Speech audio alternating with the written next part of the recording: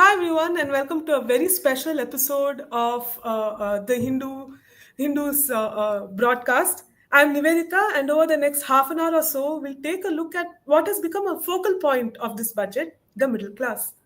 For months, there's been signs that point to an economic distress among the middle class. To me, it seems like the rich is doing pretty fine, and that's okay. And that's actually good. The government, both at the state and the central level, are working hard to ensure that the poor are insulated from an economic crisis. And they should do that.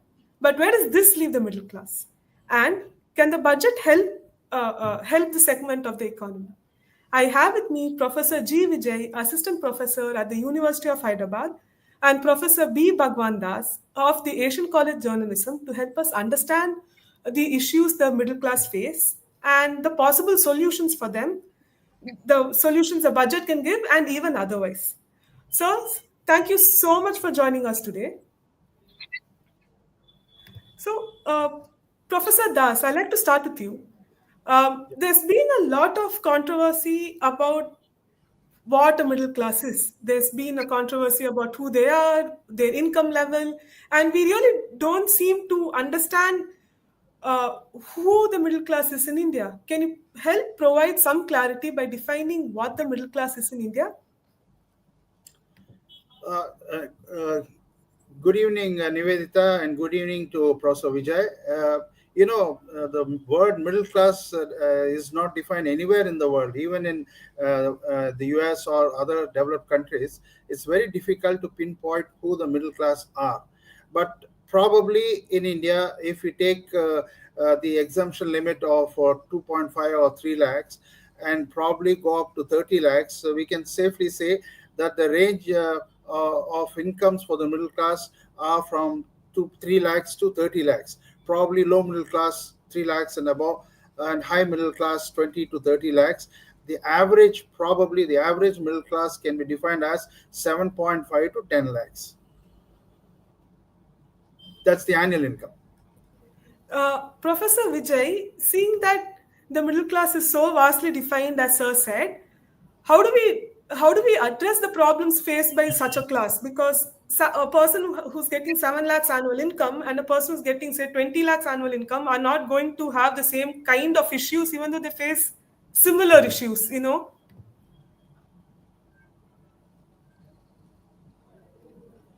Professor Vijay? This question. Yeah, okay. Yes. There was a cut in the voice. Yeah. Oh, So sorry, yes, sorry. of course. I mean, there's I think. I mean, the idea of a middle class, has as pointed out, a broad kind of a definition. Although OECD defines it as on the basis of the median income. The 75% of the median income, or going up to 200% of the median income. And if one were to really take a statistical kind of a definition, we have from Piketty and Chancel's work, we get some kind of average numbers like 1,65,000 going up to 3,30,000 and so on. But that will be pure statistical definitions. But in fact, if you were to try and understand it in social terms, it is in terms of, say, the 7% approximately, those that are employed in the so-called organized sector and that enjoy the protections, social security protection. So as you rightly point out, there's a massive stratification within this class, and quite clearly the interests of the bottom classes are likely to be very, very different from those in the upper rungs of this middle class. And there's hardly anything that they share in terms of common kind of interests or common consequences with reference to either the tax policies or a variety of other issues, even the commodity segments pertaining to inflation and so on. So of course there is a wide range of difference in the interests. So if you take the bottom classes, food inflation, as well as inflation with reference to energy, which affects transport, as well as your electricity charges and so on. So these might be of much greater concern. Whereas if you go to the upper segments of this middle class, the fast moving goods, as well as housing per se, so the reality markets and so on, it is those that would be of concern. So in that sense, there's a wide ranging set of commodity or differences in the commodity baskets that might make sense in terms of actual analysis with reference to what the budget might do, as well as on a larger framing of overall development consequences and so on. So what can we expect from the budget for the middle class as a whole, entire segment, and not just for the parts of the segment? Yeah, well, for the whole segment, as I said, a generalized, kind of an inference or an analysis would be very difficult. I mean, of course, one might say that in general, because the expenditures of both these classes are likely to be split up into food, non-food commodities. In general, there is a concern about inflation. The fact that certain segments of these classes, especially, I mean, the largest segment, one might assume, would not have serious, backing in terms of assets, as well as, buffers in terms of savings. So unemployment would be a matter of serious concern. Also interest rates, because a lot of these classes would be borrowing money from the credit markets. So broadly speaking, I think I would look at these as the concern. Apart from, of course, as I've already pointed out, the house rents, especially the kind of massive appreciation that we have seen following the boom in the reality markets, is increasingly making housing inaccessible to the middle class, or it's making it too expensive for them to be able to afford an own house, or even the rentals. Often going up to 40% of their incomes. So therefore, I'm talking about the lower rung of the middle class. So therefore, in that sense, these would be the kind of prime concerns to address with respect to the middle classes. Thank you, sir. Coming to you, Professor Das, to me, there are some three things that, as sir said, are quite obvious as to why the middle class is not doing well. One is that food inflation has been consistently very high in India. Debt levels, as sir said, are actually pretty high in India, and then the wages haven't risen to keep up with the food inflation. Can we expect the budget to address these issues? We'll talk about each of the individuals later, but in a broad stroke, can the budget address these issues? Yeah, as we had earlier identified, the middle class is within a very broad range. So the concerns of people at the lower end will be different from the concerns of the people at the higher end.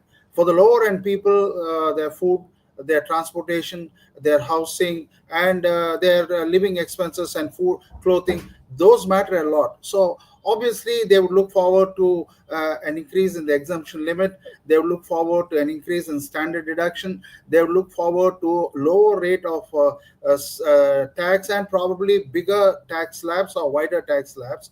If you go back to the previous budget, the last year budget, if you look at the new tax regime, 0 to 3 lakhs, there was nil tax. 3 to 7 lakhs, there was 5% tax. 7 to 10 lakhs, 10% tax. 10 to 12 lakhs, 15%. 12 to 15 lakhs, 20%, and above 15 lakhs, 13%, 30%. Now, you see, there's so many tax rates and so many slabs. The lower middle class probably would like an increase in exemption limit to up to 5 lakhs, or probably even up to 7 or 7.5 lakhs, including standard deduction of 75,000. Whereas for the upper middle class or the middle class, I would say the people who fall within 7 lakhs to 12 lakhs, they are the majority of the middle class. That's where the median will be, or the average will be. So these people probably would want a bigger slab, or a wider slab, and probably lower rates of tax. Maybe they are looking at probably only 2 or 3 rates of tax, 25% at the peak rate. That's what probably these guys will be looking at. But beyond that, there should be measures to control inflation. For example, even now, according to the government of India, inflation is around 4.7% or 5.3%.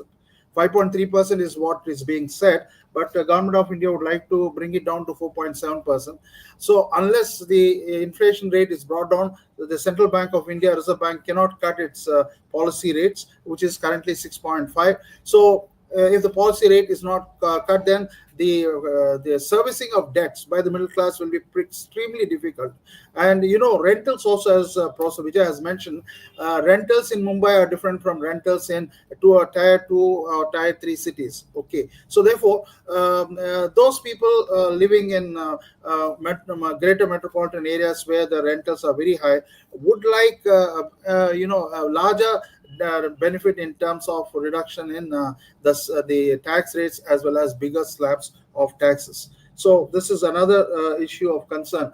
But generally, if you notice, the middle class would also like to look at their assets being taxed less. For example, let's say those who are earning 12 to 20 lakhs or even up to 30 lakhs, they would like their interest on deposits to be treated on par with probably the equities and others. For example, the capital gains tax on equities was brought down to 12.5%. I'm talking about the long-term capital gains, and the short-term capital gains was around 20%.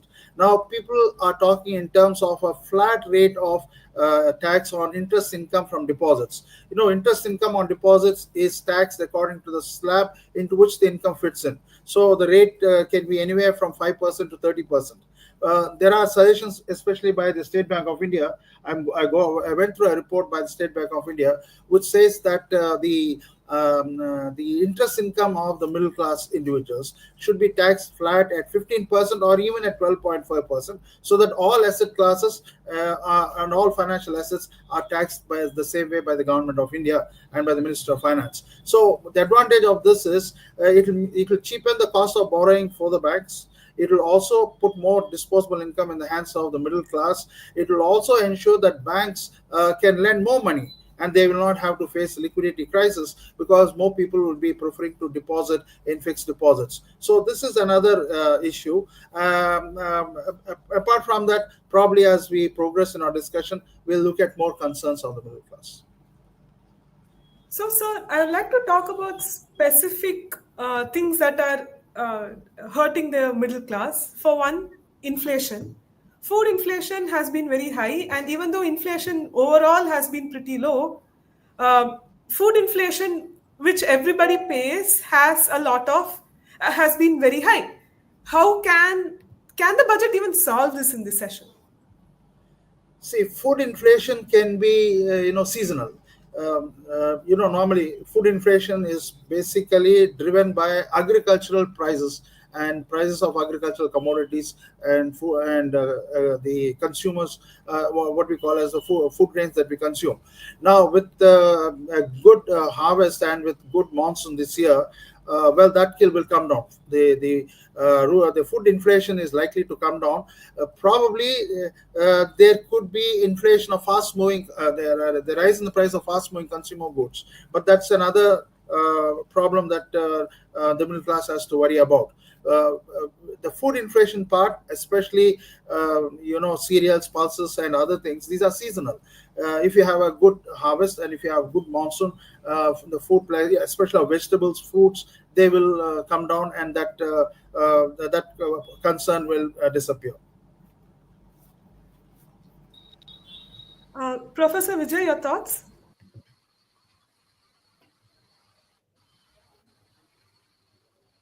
Professor Vijay, can you hear us? Yeah. Yes. Yeah. Yes. Your thoughts, please. Can government control inflation only through the budget? Because No, it's I an think, RBI thing after all. well, I think I think it's a kind of a complex situation that if we seek exemptions from the income tax, it might hamper in essence the kind of interventions that are required by the government under the given circumstances where you are actually experiencing a contraction of the economy, massive unemployment, and a variety of other social crises, of which agricultural prices is one of the manifestations. So quite clearly, there would be significant interventions required. And if you talk about, say, for instance, food inflation, one might have to really think through in terms of how do you incentivize the farmers. How do you provide for circumstances where the costs of production could come down. So even at the risk of sounding a little traditional, given the backdrop of what is happening in the United States and what has been happening in the recent past in the Southeast Asian economies, Japan, South Korea, Hong Kong, and so on, which initially emphasized on rollback of the subsidies in the agriculture, have now suddenly reintroduced those subsidies. So in terms of actually subsidizing the agricultural production, it might be a very good strategy, to bring down the food inflation in the short run. Similarly, if you talk about the FMCG segment, it is important, to understand that there is a connect between the incentives provided for the expansion of the MSME sector and a large number of, the home care, personal care, kind of production systems. Earlier, for instance, we had the MODVAT, where large companies used to have an incentive to outsource to smaller, and medium scale companies, which actually employ large number of labor. So therefore, to reconcile both the complicatedness of inflation alongside the problem of unemployment, we need to target the MSME sector so as to also, address those segments of, commodity groups which contribute to higher inflation today. And similarly, the housing rent and housing itself as a major kind of an urban as well as peri-urban problem. And we find increasingly that because of the kind of interest of the finance capital, although 26 to 28% of these constructed units are vacant, they are non-occupied, the prices don't seem to be coming down. And that basically suggests the financial buffers and the capacity of some of these agencies or companies, the construction companies and so on, in the reality segment to operate like oligopolies or monopolies.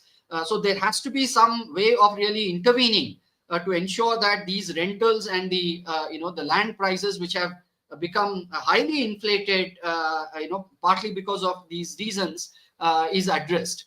So by way of addressing all these different concerns through relevant strategies, perhaps one should be able to address that problem. And with reference to the taxation, I think there have been several corporate tax exemptions given in the anticipation that it would lead to higher levels of investment, higher employment. We have not quite seen any such consequence for the past decade and more.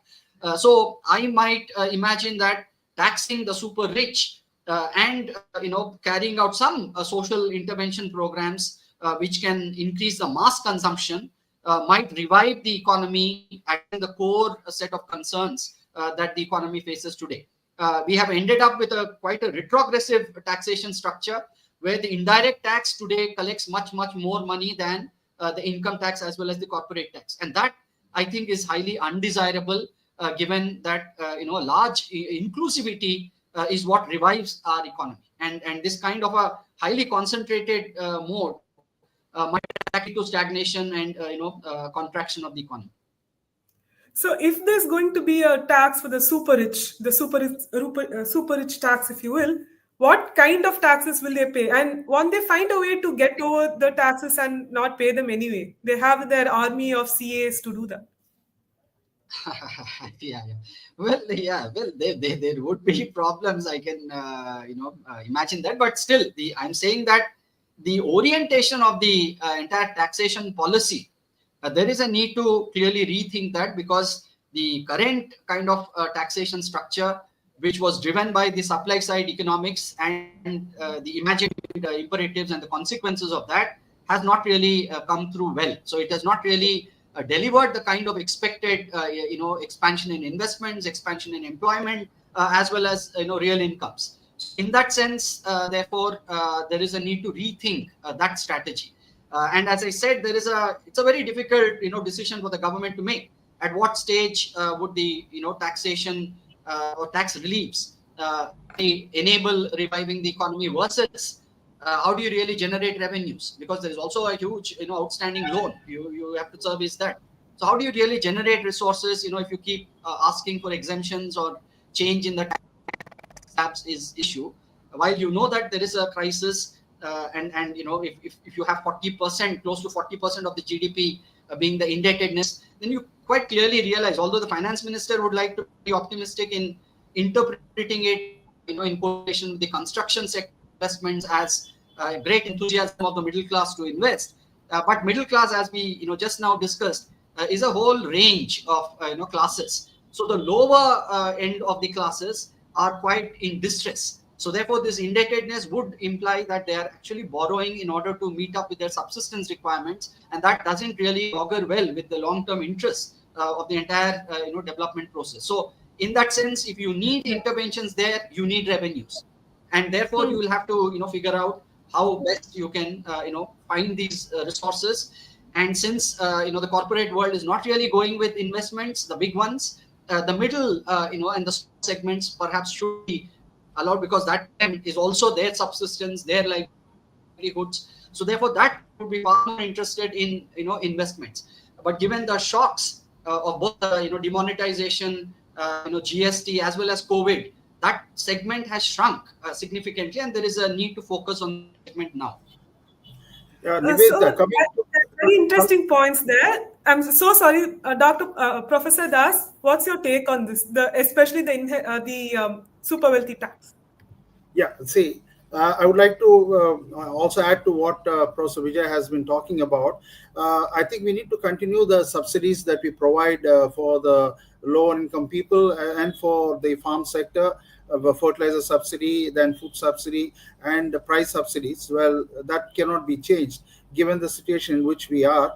Also, we must understand that the government can probably lower GST for certain types of products which are in demand and consumed by the middle class, even fast-moving consumer goods, and sometimes certain types of what is called as capital goods, which are consumed by the middle class. Probably the government can think in terms of lowering the GST, but then again, the government will not do this in the budget. They may do it through the GST Council, but there could be some indication of some changes to the GST regime to help the middle class tide over the cost of living crisis that they are facing right now. Again, I come back to the point that food inflation that we are witnessing, especially of cereals, pulses, edible oils, and other kinds of consumables, they are seasonal, and this once the crops come to the market, their prices may stabilize or may come down. The other thing about the super rich tax, now you must understand that the election of Mr. Donald Trump is a major disruptor to global economy and to economic policy making throughout the world. You know that he has promised the corporates 15% tax rate for as an income tax, or even maybe less than that. So if he is going to reduce the corporate income tax there's a danger that many of the businesses may relocate from here to the US. So the government of India will not impose a super rich tax. It has not worked in the UK. It was done previously, but it has not worked there. A super rich tax in India at this point of time may not be advisable given the current global economic and financial situation. I would also like to highlight the performance of the Indian economy. It's very important to look at the performance of the economy this year so that we get an idea of what the government can do and cannot do. There has been a slowing down of the Indian economic growth rate. It has grown. It is expected to grow by 6.4% in real terms in the current year. And this is the slowest pace since 2020-21. And last year it was 8.2% GDP growth. According to the Minister of Statistics, the problem is the slowdown in GDP growth in the current year, that is 24-25, is attributed to weaker growth in gross fixed capital formation, that is 6.4%, inventories 4.5%, And this is despite accelerated private consumption expenditure. Actually, this year it is 7.3% as compared to the previous year, which was 4%, and also increased government spending, which is 4.1% compared to the previous year, which is 2.5%. Exports also have grown at a faster rate, 5.9% versus 2.6% in the previous year. Imports have contracted, minus 1.3% versus 10.9% in the previous year. On the production side, however, that's very important for us to understand the tax policy of the government. On the production side, manufacturing growth is expected to slow significantly to 5.3% as compared to 9.9%, while growth in other major GDP contributors, trade and hotels, again 5.8% versus 6.4% earlier, and financial services and real estate 7.3% versus 8.4% previously. I'm quoting from the Ministry of Statistics data. Now, there is an overall slowdown of the Indian economy. There is an overall decline in core sectors of the economy, for example, manufacturing, then financial services, real estate, and also there has been a decline in fixed capital formation. So the government will not do anything that is going to affect the wealth creators. Let's face facts. There are guys who are creating wealth for us. The government will not do anything to hurt them. If at all the government wants to help the middle class, we have identified, for example, it can subsidize the food production. It can probably increase the standard deduction. It can increase the exemption limit. It can probably increase the slabs of income tax, and probably reduce the rates of income tax for different slabs. Probably the peak rate can be reduced to 25% instead of 30%. So this is something the government can do. And also GST. The government probably can exempt items of mass consumption by the middle class, or tax them at a lower rate. But given the current global situation and the disruption caused by the election of Mr. Donald Trump, I believe that the government has very little freedom to do what it wants to. So, given the situation, how can the government motivate India to invest more money? As you said, demand is not doing that great. It can be better. Manufacturing is slowing down, and other sectors of the economy, the other fire engines of the economy, are slowing down. How can you convince the private sector to invest in such a scenario? And is it possible in the budget, other than an income tax cut for them? And Yeah, that will have its own effects, right? yeah, right. Nivedita, the thing is, last budget, the government had given, last couple of years, the government has reduced the corporate income tax rates. You know that 22% for existing companies and 15% for new companies. Okay, there's the slowdown in the economy, the slowdown in manufacturing, the slowdown in gross fixed capital formation may be attributed to 24-25 being an election year. We had the elections last May, and probably there could have been some time lag before the actual spending by both the government and the private sector happened. The policy uncertainty, the government uncertainty would have made many people, both in the government as well as in the private sector, to hold back on their investment and spending. So I'm not unduly bothered by the data that the Ministry of Statistics has released. The 24-25 was an election year, so let's accept that there would have been some slowing down because of the delay in policy making and spending by both private sector and government sector. Now, coming to how to motivate the private sector to invest more, we have the performance-linked incentive schemes. Now, that probably can be expanded to cover more sectors. The government can continue with the corporate income tax of 15% for newcomers and startups, and 22% for existing companies which are making profits. Probably the government can provide interest rate rebates for some of these investors. So there are methods by which, in the budget, by providing interest rate rebate, by providing some benefits with regard to with regard to incentive schemes, you can motivate the private sector to invest more. The problem today now is private investment is not as expected by the government and the citizens of this country. Public investment, yes, Last budget targeted 11.1 lakh crores of infrastructure spending by the government. It may not have happened because of the elections, but I'm sure going forward, more of this will happen. More infrastructure spending will take place. We are seeing that in railways, we are seeing that in airports, we are seeing that in bridges and roads, and we are seeing that in many other sectors of economic activity. So the government's infrastructure push will continue, and that will put more money in the hands of the people, provide more jobs, and probably that will incentivize private sector to spend and invest more money. When demand revives through more money put in the hands of the people and more money in circulation, and more demand for related products and services, maybe there will be an increase in private investment, and that along with that, an increase in government spending. So there are incentives by which the government can encourage the private sector to commit more to investing in the next financial year. It's a very interesting term that you used. Put more money in the hands of the people. Right now, we can see a trend that debt in the middle class, the debt that is the amount of loans that people have taken, have increased substantially.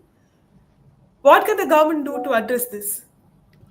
Well, the government need not do anything through fiscal policy, but the government can probably work with the Reserve Bank of India and develop a complementary monetary policy. For example, uh, as I said, the rupee is taking a beating. It's 86.5 and or 87 to a dollar. This, if the rupee deteriorates further, then inflation will worsen in this country. A large part of inflation in India is also imported inflation. So the Reserve Bank of India cannot cut the policy rate, that is the repo rate, which is 6.5% today. But the Reserve Bank of India can cut the cash deposit ratio, CDR. It can cut the statutory liquidity ratio. So it can probably put more liquidity in the banking system and the financial sector, so that the interest rates on loans can be brought down.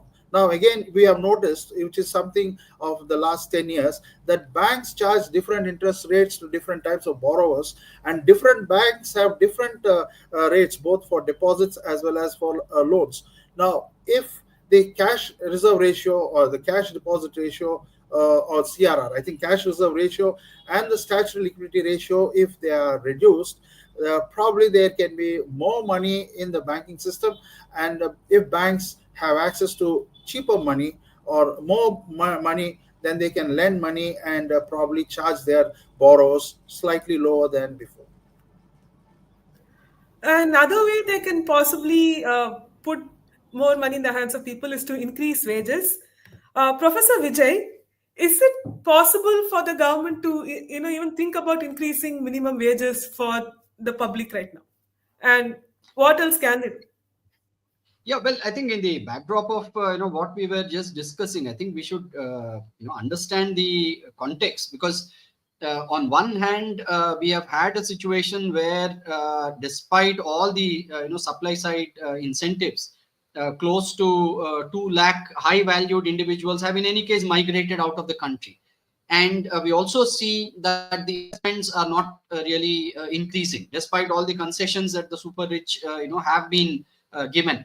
So in that context, the point is that if you have to address the bottom end of the hierarchy, a focus on the MSME sector is something which combines both the idea of investments, output, employment, and consumption revival. Because that is the segment which is likely to actually generate mass employment, leading to mass consumption. The other important dimension happens to be, coming through a lot of research, is that you have catastrophic health expenditures as well as expenditures on education of children going up. Now, there is a concept of social wage that the governments ought to actually, invest massively. And this is not just about the union government, but also the state governments. That there has to be a focus on, ensuring that these costs are really brought down significantly, so that whatever is saved can then be expended, and that leads to the revival of demand, providing for incentives for investment.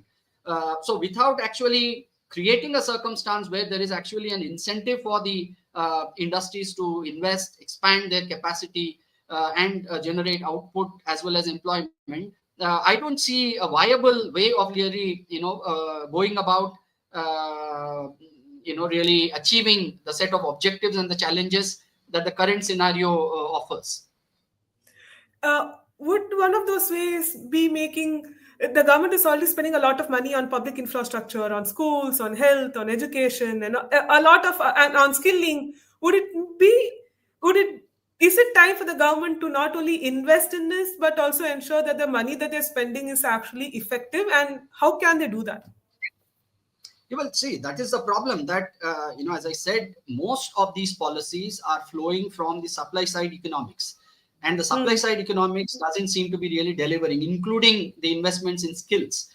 Today, if you have a situation where the IITians and the IIMs are unemployed, skill is obviously not the real crisis. It's not about supplying skills. If you supply higher levels of skills, probably you're actually increasing the unemployment, because those segments that are actually employing labor are not really looking for high skills. So these are middle range, low level skills that actually are there in the MSME sector. So the high skill segment is only the top layered, high valued corporate, kind of production. And there the elasticity of employment is actually very low. So these are not the segments which are capable of generating, high numbers of, employment, which can then generate high volumes of consumption. And that is how you try and revive the economy. So therefore, I think our priorities are not really going in the right direction. Similarly, I would also talk about the capex. I mean, this quantum of capex that is actually, it's not because it's highly mechanized capex, it's not generating employment avenues. And what do you really do with huge infrastructure when you do not have production? Because ultimately the reconciliation has to be what is the quantum of investment that is going into manufacturing, again, a crisis, how are you addressing that? Because here is where you have populations, you have the possibilities of an inclusive development.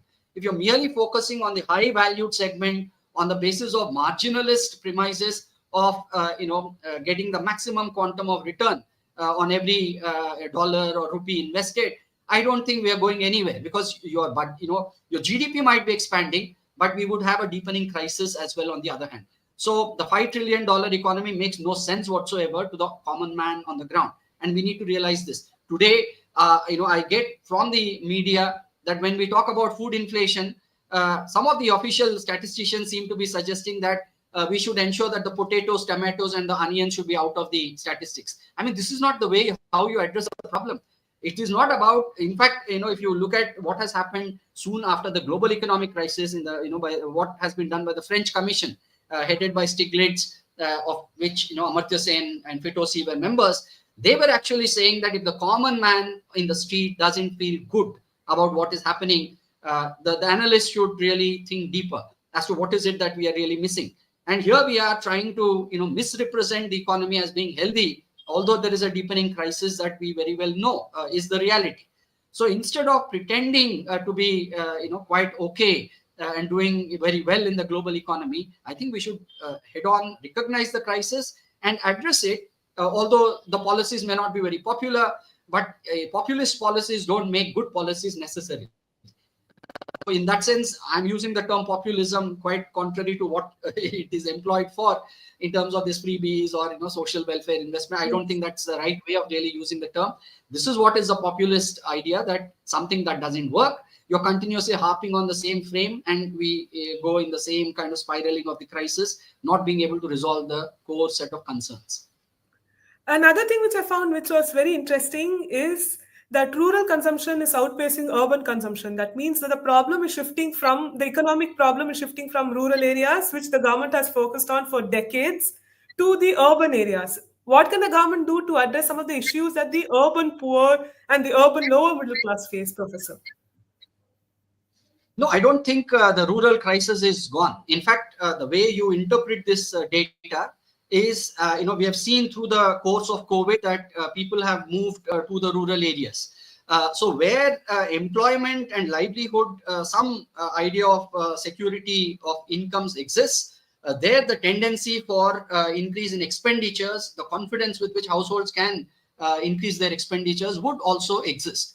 So the urban crisis is much more to do with the massive unemployment. So whenever you have a situation of massive unemployment, irregularity of employment, and therefore high volatility in terms of their expected future incomes, obviously people would curtail their expenditures and try and play secure so as to smoothen their future consumption to secure themselves of these uncertainties. So that in that sense, therefore, we have, in addition to the rural crisis, now an urban crisis. So it is not as if the rural crisis has been addressed. So the rural crisis remains, but the urban crisis is so deep that the rural areas now are showing an increase in expenditure versus the urban households. So that's the way I So would what is look the at the. solution here? So would the solution be having an urban employment guarantee for the poor? But I don't see the middle class taking those things. Well, I think it's a difficult proposition. It's a very complicated thing even to administer. But it would not be a very bad idea. It would not be a bad idea to think of poor people's housing. It would not be a bad idea to think of subsidizing electricity, water, education, health for the poor, for the lower middle classes, because that would then boost consumption. See, if you go back into the UPA regime, this was the reasoning behind, say, some of the health insurance interventions and so on, that if the middle classes are, or the lower middle classes are secured of these expenditures, then their, household expenditure on other commodities will increase, and that increase would then imply expansion, in the capacities for those segments of commodities, and that's how you generate. So from the demand side, if you can think through not rubbishing it as outdated or outmoded kind of thought process, then perhaps we can have some at least intermittent and quick fixes to the problem.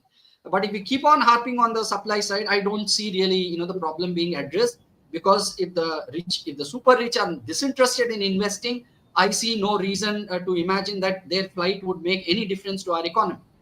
Because they cannot really withdraw their investments in any case, except for the short-term financial kind of modes. But I am talking about those modes of investments where large number of people are absorbed into the productive economy, and those segments, I think we need to think through it more seriously, rather than imagine that this would hamper or be counterproductive, because given the empirics, we don't really see that coming through, that if you provide incentives, you provide these kinds of exemptions for the super rich, if it's not boiling down to expansion in investments, it makes absolutely socially no sense in giving exemptions to them, because the only virtue that they're supposed to be having is risk taking. And if they are not risk taking, if they do not show the initiative of an entrepreneur, I see no reasons why they should really be exempted. That's the problem with trickle down economy, right? There's no reason for them to pass the wealth that they get to the lower rung. Absolutely. If empirically it doesn't hold, there's no validation of that claim. It's a pure hypothesis, and if there's no validation, why really harp on it? Why not try another method of really Professor reviving Das, the economy? what's your take on this? You're asking me. Okay. Nivedita, you see, I will not go into the debate whether supply side economics is better or demand side economics is better. Each party that comes to power in any particular country has its own ideology, and they implement policies based on their ideology. So it so happens that we have a dispensation at the center who are pro-business, who are pro freedom of enterprise, who are pro-private sector, who are pro, you can say, the wealth generators or wealth creators. So obviously, we have to accept that as an accomplished fact. But continuing from what Prof. Vijay has said about you raised a very pertinent question. You said that the rural consumption is increasing, very good because of direct benefit transfer, because of the Mahatma Gandhi National Rural Employment Guarantee Scheme, also because of very good agricultural growth the last financial year, 2024-2025, close to 4% growth of the agriculture sector, and also probably because of many other freebies being given to them. Well, we know what freebies people are getting, free food grades and many other things. So, and probably electricity up to 300 units free consumption, so on. So their private consumption has increased. They have now the disposable income to spend on clothing, on food, on the no on electronic items, mobile phones, on two-wheelers, on probably even four-wheelers. So that's a very good sign of economic progress. But as you rightly pointed out, we are concerned about the urban poor. Now, the urban poor benefits if there is more economic activity in the urban areas. Construction is one such activity that can encourage a lot of employment generation. Also, MSME, as Sir has rightly pointed out, the government in the last budget had a credit guarantee scheme for MSMEs in the manufacturing sector. This without collateral and without posing any credit risk. So, rupees 100 crores of guarantee was given for each MSME. So the cover, sorry, rupees 100 crores guarantee cover for MSMEs as part of the credit guarantee scheme, and then continuation of the bank credit to MSMEs during stress periods.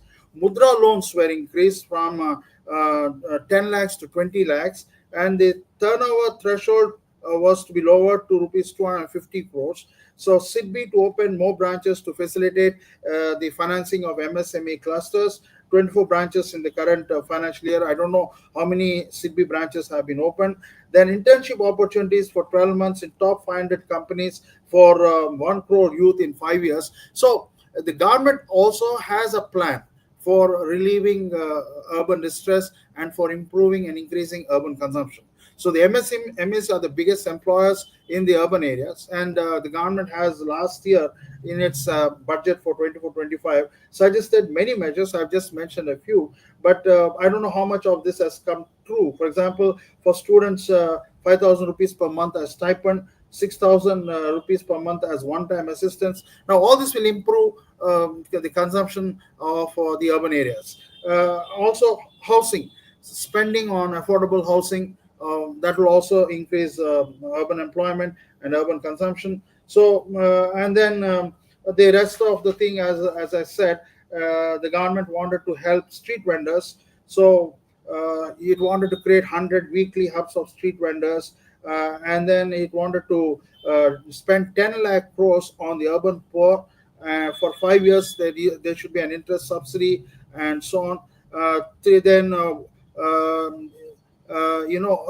integrated technology platform for the urban areas, voluntary closure of LLPs, and 3.3 lakh crores to creators by the IBC, debt recovery to be reformed, urban development, cities as growth hubs, town planning schemes, and population above 30 lakhs to be covered by this kind of urban development and town planning schemes. 10 lakh crores was earmarked for the urban poor over a period of 5 years. So it's not as though the government has left the urban poor high and dry, or it has ignored urban consumption. It has various schemes. It may not summarize them and say, look, this is what we are doing to improve urban consumption. But they focus on infrastructure, focus on housing, focus on the MSMEs, focus on educational assistance to students in the urban areas, focus on town planning, urban development, and also street vendors and many others. The idea is to somehow promote urban consumption and bring down the urban distress. One solution that you were talking about a little bit earlier was reduction in GST. We know that GST is a very complicated tax. It was supposed to be the good and simple tax, but it's a very, very complicated tax right now. The budget is not the place where they'll be solving the issues of the GST, but can it help revive? the economy to some extent, even if at some point in time the GST Council decides to reduce the numbers or to simplify the taxes? Can it actually help revive the economy? Yeah, you see, we tend to focus only on the negative side of the performance of the economy in the last 10 years, but we must also appreciate there have been several path breaking reforms carried out by the government. One big reform was one country one market. This was the biggest reform that was carried out. Probably it benefited the producers, the corporates, and the enterprises. It also benefited the consumers because it meant that you were very clear about how much tax you are paying on every product that you buy, which is being taxed under the indirect tax regime. The GST cannot be modified in Parliament. You know that the proposals are usually discussed in the GST Council, where all states are represented and the union government is also represented, and there their decisions are taken and then the government implements them. One big area of concern for all the middle class people is the GST on insurance policies. There has been talk about lowering the GST on insurance policies, but then government has appointed a committee. It is waiting for that committee to submit its report before it can lower the GST on insurance policies from 18% probably to 12%. Maybe some health insurance policies may even be exempt, especially for senior citizens, from GST. But that it depends upon the report that the expert committee, is going to submit to the GST Council. So this is an area of concern for the middle class. The high rate of GST on insurance policies, the high rate of GST on the so-called, sin goods or capital goods. Well, I think 28% is on certain goods is something which is hurting the upper middle class. Probably if that 28% can be brought down to 18%, and probably the 12% can be increased to 16%, we may end up with two rates of GST, 16% and an 18%, or a 12% and an 18%. And then while we enjoy the benefits of one market and one country, one economy, the producers are benefiting from stable tax, indirect tax regime. The consumers are benefiting from clear clear tax rates mentioned on the products, and they know what the tax is when they buy a product or service. But the rates of GST, so many rates of GST need to be reformed. So that is one big reform that is still pending. Reduce the number of rates, lower the GST rates. That can help the urban consumption, and it can improve the urban consumption. You can see a big jump in urban consumption if there are only two rates of GST. One is 12%, the other is 18%. Okay, that is as far as the indirect tax regime is concerned. Also, there could be some exemption given for food items and manufactured products. There was a joke made also. For example, if you buy a bun, it is taxed at a lower rate of GST, but if you put cream in the bun, then it is taxed at a higher rate of GST. So this makes no sense. But the cream is charged at a higher rate, bun is charged at a lower rate. A cream bun then becomes a higher GST taxed product. So these are anomalies that can be eliminated. The other reforms that the government has done in the last 10 years, UPI, this is the biggest reform. There are countries which now want to accept our UPI payments. You know that it has spread to 40 countries or so on. Then UID, the Aadhaar, this is another big reform that we have done. Then GST. So three big ticket reforms, but then more reforms we expect in the budget. So the more the reforms, the greater will be the impact on the economy, the higher will be the GDP growth rate. It's not possible for the economy to grow at 8% in the next year or so, given the global geopolitical situation and economic situation. But it is possible for us to sustain the 7% GDP growth rate if we are able to bring about more reforms. The government is expected to bring out direct tax reform, especially income tax reform. I think the income tax bill in the coming budget on February 1st will make things more clear. We may expect reduced number of slabs and lower rates of tax. This is the expectation, but then the government may or may not fulfill this expectation. And also reforms with regard to indirect tax, customs duties, and maybe reforms with regard to the manufacturing sector, how to boost manufacturing activity. So more reforms will mean more benefits for us in terms of higher growth, higher employment, higher incomes, higher spending, and a higher feel good factor. Um, uh, I would like to open up the discussion to our audience. If they have a question, please do let us know in the comments box. We will come and answer your questions. Thank you so much. But now I want to go to Professor Vijay. Sir, there's a number of schemes like we talked about, which look into the improving the skills and education of the middle class. How do we make these more efficient? A lot of money is going to them, but they're not that efficient. How do we make them better? Well, I think, I would like to address both these questions together. The idea of how much can GST reduction help, along with, of course, the question you have just asked. I think the GST model is a poor derivative of the lump sum tax kind of a model, which effectively asks for a uniform, single rate tax across the commodities, under the assumption that taxes should not be distorting the relative prices. So the structure of relative prices in the first instance is assumed to be a very efficient, kind of price being signaled by competitive markets. Now that premise is a premise which does not take into account either the concerns of justice or the idea that different commodities mean different things in a highly heterogeneous kind of social classes, income classes that we have just spoken about with reference to the middle classes, and therefore, say for instance, access to medicines, cost of medicines today versus a variety of things that Professor Das was also mentioning. That there is a need to actually try and be more focused in terms of what are the consequences that entail taxation of particular kinds of commodities.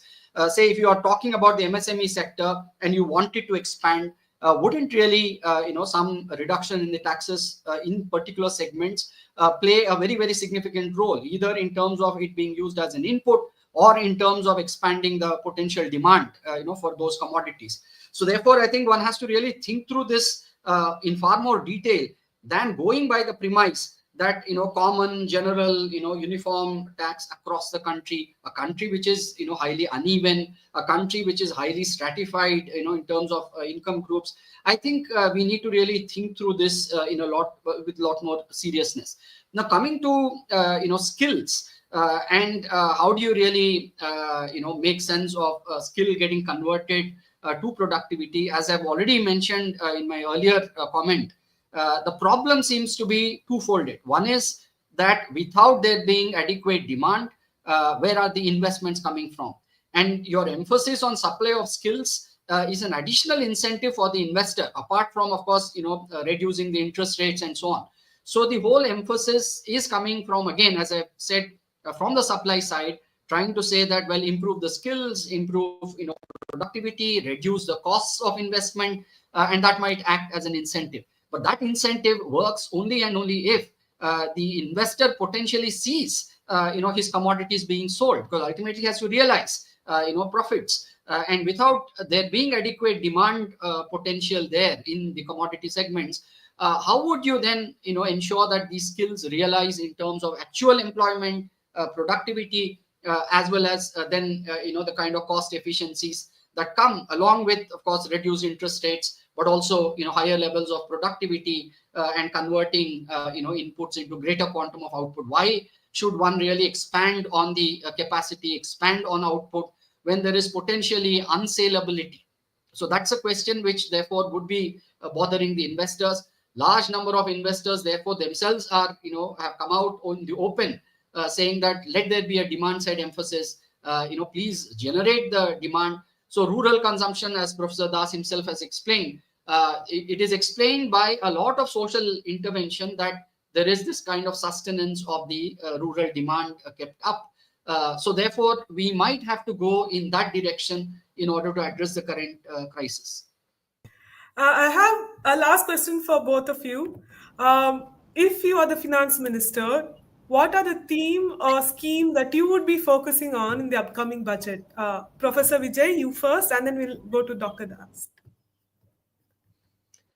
Yeah, well, I think, there are a variety of possibilities. One being that, say, for instance, for the agriculture, as I've already pointed out, there can be an enhanced set of subsidies along with, say, for instance, subsidized transport, because transport has become, expensive, and there are external shocks. Like, for instance, the whole energy shock is explained by, and as well as, say, certain kind of oil grains, food grains. The prices have shot up because of the Ukraine war.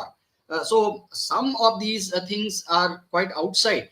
But just imagine the condition where, while the oil prices, the edible oil prices are shooting up, there is a fight by the groundnut, farmers that they are not finding adequate, remuneration for their crop. How do you really reconcile this? So obviously, there are problems with reference to how the market is operating.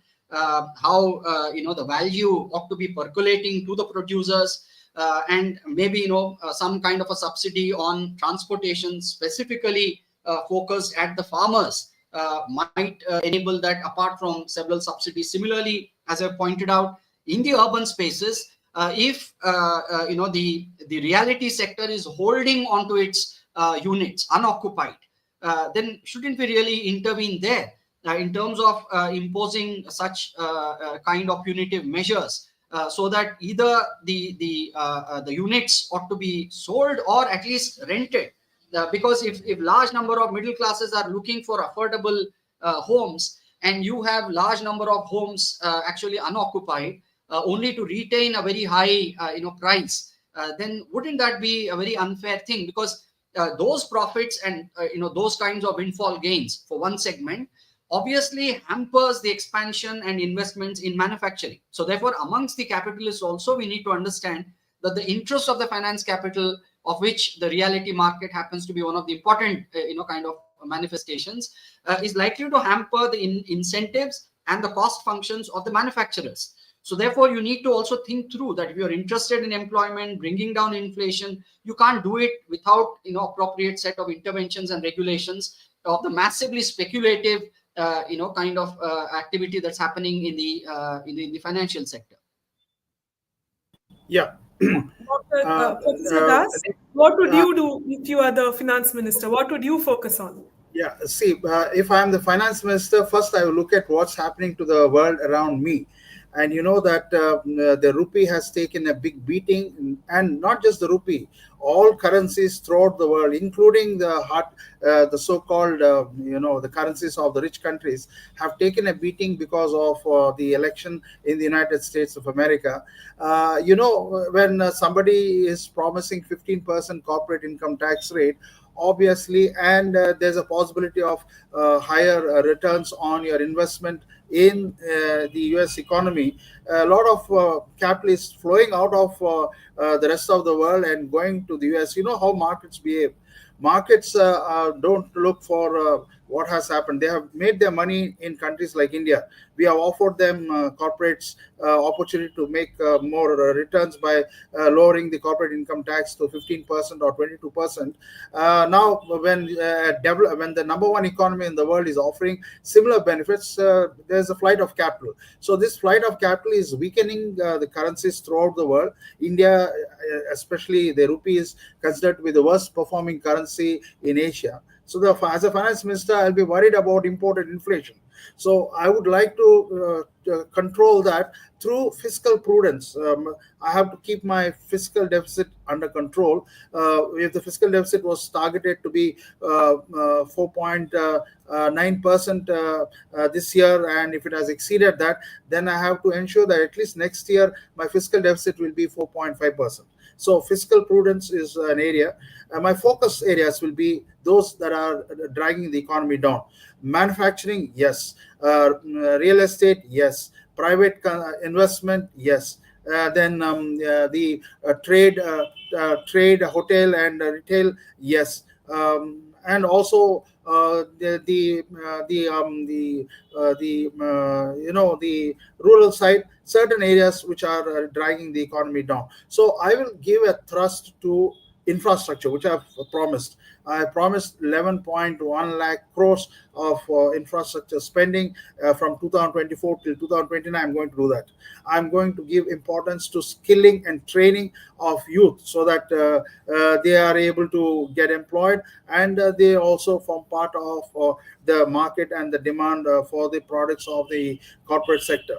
I would also try to incentivize the private corporate sector to invest more by probably giving them incentives in the form of performance linked incentive schemes, or maybe easy access to loans, even if the interest rates are high, and generally making the conducive business environment, what we call as ease of doing business. I will try to improve the ease of doing business through my policies and my taxes and subsidies and other guarantees that I provide to the corporate sector. MSMEs, yes, I will continue with whatever I have started last year. I've started with the credit guarantee scheme. I have tried to offer them rebates, interest rebate. I'll continue with that. And housing, yes, I'll try to address the problem of inventory pileup in the housing sector by putting more money with the financial system, so that they'll be able to probably offer lower rates of borrowing to the buyers of houses. Now, if that is not possible, I'll try to see if I can bring down the cost of construction by lowering the taxes on the materials that are used in construction. Probably lowering the rate of tax on cement, or lowering the rate of tax on the what do you call, the plumbing materials that we use, and all the construction accessories that are used in housing. Okay, some way by which the construction sector is encouraged to build more houses.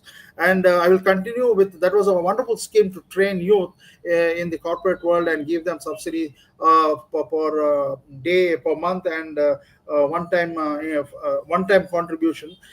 Even if it is not possible to provide some benefit for youth who are trained by the corporate sector, the very fact that they are given an opportunity to get on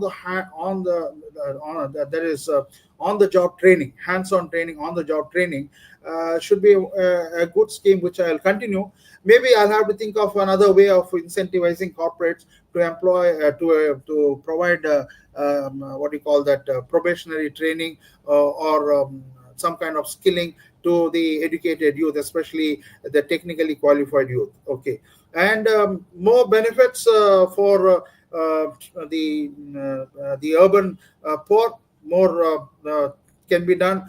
Direct benefits transfer is one. More subsidies, probably making things a little cheaper. Health, for example, education, transportation. These are things which many states have done. Many state governments have provided free transportation for women.